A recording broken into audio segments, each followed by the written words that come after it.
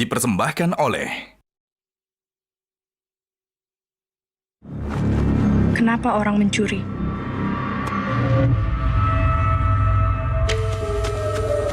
Kenapa orang berbohong? Kenapa orang korupsi?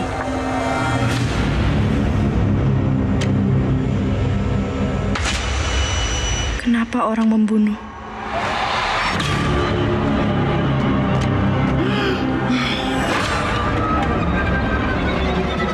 Kenapa orang tetap melakukan dosa? Padahal menurut agama, setiap manusia akan mendapatkan balasan setelah mereka meninggal. Jawabannya sederhana. Karena manusia tidak percaya. Tapi lebaran ini, Anda akan percaya.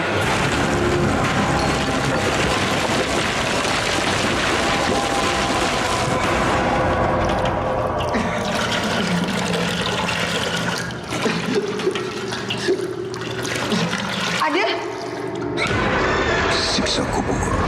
Kita akan langsung undang saja ada Fachri Albar dan juga Faradina Mufti. Kita tepuk tangan bersama dong untuk dua rekan kita. Waduh. Terima kasih. Semangatnya sekali lagi teman-teman. Oke, Faradina boleh dijelaskan sedikit saja. Jadi apa di film ini? Peran sebagai Sita. Jadi Sita itu adalah seorang anak korban dari bom bunuh diri. Yang menjadi korban adalah kedua orang tuanya. Dan sejak saat itu dia jadi mempertanyakan, kenapa sih ada orang yang tega untuk melakukan bom bunuh diri dan mengorbankan orang-orang yang mungkin tidak bersalah. Gitu. Akhirnya sepanjang hidupnya dia mempertanyakan itu. Dan sampai akhirnya pada suatu hari dia bisa membuktikan apa yang menjadi pertanyaan dalam seumur hidupnya itu. Wow. Belum apa-apa udah bikin penasaran ya. Kalau Mas Fachri? Saya di sini berperan sebagai Sanjay Arif, seorang bapak yang sangat mencintai keluarganya. Kayaknya sampai situ aja nanti nonton Oh gitu aja. ya, biar lebih penasaran ya. Enggak, saya anti spoiler. Oh, anti spoiler. Oke, tepuk tangan dong untuk rekan-rekan. Nah, sebelum kita lanjutkan pertanyaan untuk ketiga bintang utama kita, Mbak Tejo tadi silahkan untuk melanjutkan. Ya, oke. Hal yang terputus. Saya setuju, Jok. Apa aja, tema apa aja, asal digarap serius, itu bagus. Jadi nggak tergantung temanya, termasuk horor. Cuman aku takutnya nanti akan horor terus. Itu aja udah horor. Mbak Tejo Enggak, takut. bukan. Karena gini, aku melihat begini ya, Yona. Orang kalau nonton horor harus ke gedung bioskop. Mau nggak mau. Secara sound. Iya. Tapi kalau bikin film drama, nanti saya tunggu di TV nanti. Atau aku akan tunggu di Netflix. Atau di gitu loh. Nah, ini yang akan bahaya Mbak Dewi. Karena semua pasti tertarik untuk bikin film horor. Karena hanya film horor yang harus datang ke bioskop. Kalau nonton di rumah nggak enak.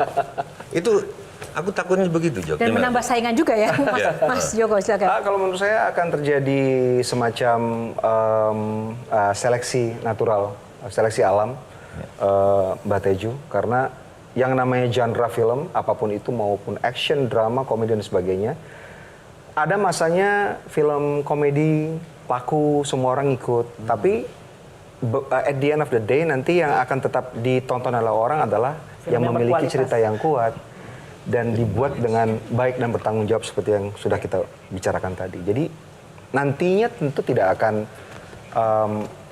semua orang bisa bikin film horor walaupun mereka tidak punya kapasitas untuk membuat sebuah film gitu. Yang kedua, saya setuju dengan Mbak Tejo bahwa jangan sampai film horor kita tentang itu-itu aja. Hanya tentang setan-setanan, which is nggak apa-apa juga karena seperti yang saya bilang kita punya kepustakaan setan yang besar sekali ya, 44 setan itu luar biasa banyak. Nggak termasuk corrupt politician, itu mungkin ada tambahan.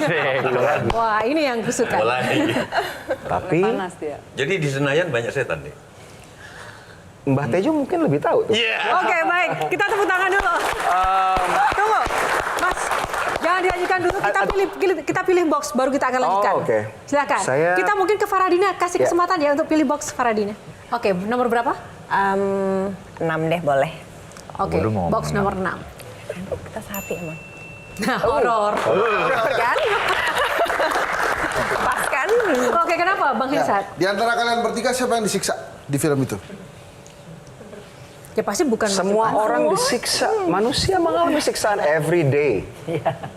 Itu ya, saya kan ngelihat ya, trailernya di YouTube tuh, itu serem loh. Sebelah-sebelahan di kubur itu, pada saat syuting, itu nggak ada yang kerasukan apa? Kan serem ya. Untuk, aku jawab boleh? Boleh, silakan nanti semuanya menjawab. Atau lu pernah kerasukan nggak? Kan sering banget bikin film horor. Kalau kita pekerja film sangat serius mengerjakan pekerjaan kita, mungkin nggak sempat untuk kerasukan karena akan mengambil waktu ya. Makanya. Nah kalau itu sombong apa percaya diri? Tapi kan saya introvert.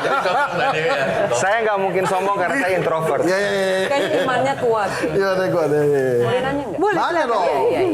Jadi bicara ini kan sekarang pertanyaannya bakal hilang karena nonton horor dapat dramatic experience dengan suaranya yang soundproof lalu surrounding gitu ya. Dan sekarang pertanyaannya orang tua sekarang tidak menceritakan lagi storytelling dengan cerita-cerita Folklore. seperti yang dulu gitu. Kalau sekarang mungkin generasinya masih sisa gitu ya.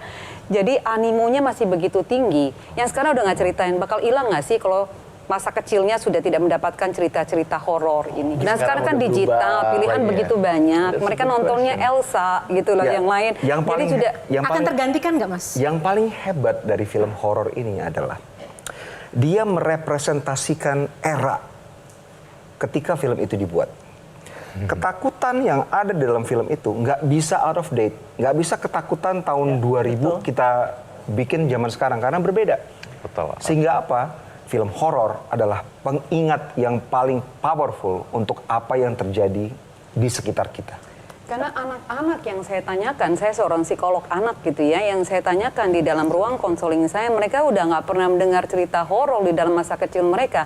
Karena orang tuanya tidak mau mempas on, nggak mau menceritakan kembali, bakal hilang nggak film horor nanti di kemudian hari?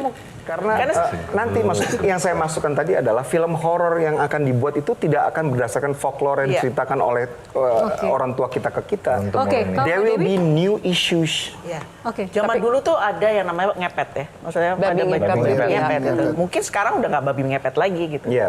Akan ada horor-horor lainnya gitu. Bahwa horor itu tumbuh dari nggak akan pernah hilang. Sampai dunia nanti itu hidup kita horor memang. Akan terus ada dengan persoalan-persoalan baru. Maksudnya 66 juga bisa jadi horor. 98 bisa menjadi horor. Oke, kalau gitu saya tantang. Saya tantang.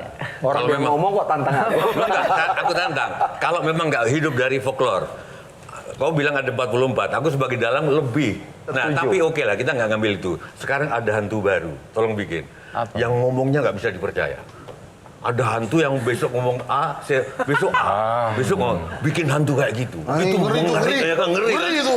Gitu loh. Oh, gitu loh. Oke, dong, Gitu loh. tangan Mbak Tejo. Gitu loh. Gitu loh. Ayo, aku tantang yuk. Ayo. Bilang Oh. kita demokratis. Gitu. Padahal nggak ada. Nah, itu semua takut. Semua takut. Guru-guru mengajar. Guru-guru mengajar di kelas. Anak-anak, kita harus negara demokrasi dari rakyat untuk. Mana buktinya Bu? Di luar nggak ada. Waduh, hantu. Ayo, aku tantang yuk. Kayaknya itu nggak bakal laku, Iya, Mbak. nggak Karena laku. apa? Karena udah sehari-hari kita alami gitu. Enggak. Dari tadi Mbak Tejo bicara yang jadi backsoundnya, saya juga merasakan. Pada talinya. Dulu manusia terikat pada kata-katanya, sekarang nggak ada ikatannya. Kambing masih ada ikatannya loh, tali. Manusia Tapi nggak kalau ada. horor yang Itu paling menarik. hantu itu. Saya harus Lebih menjelaskan kesana sekali mungkin dong. gini. Oke, silakan Fahri. No.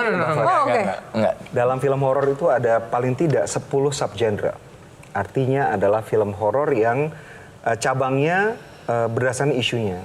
Ada supernatural horror, itu berbicara tentang tentunya hal-hal supernatural seperti setan, babi ngepet dan sebagainya, genderuwo.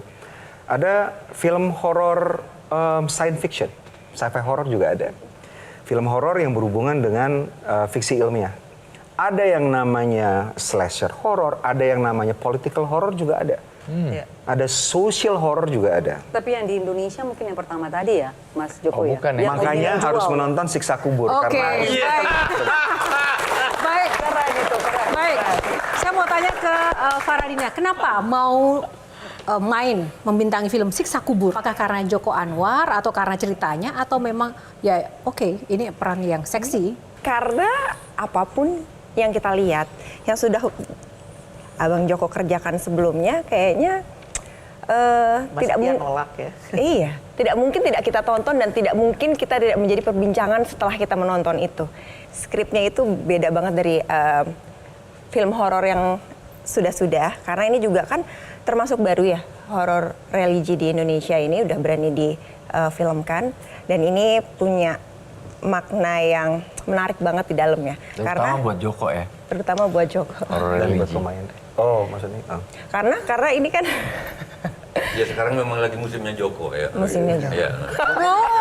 Oh, Mbak Teja dari tadi loh ya. Wajah film horor ini mampu merepresentasikan wajah film nasional. Wajah film horor. Film horor. Ya. Film horor? Yes. Yes. Yes.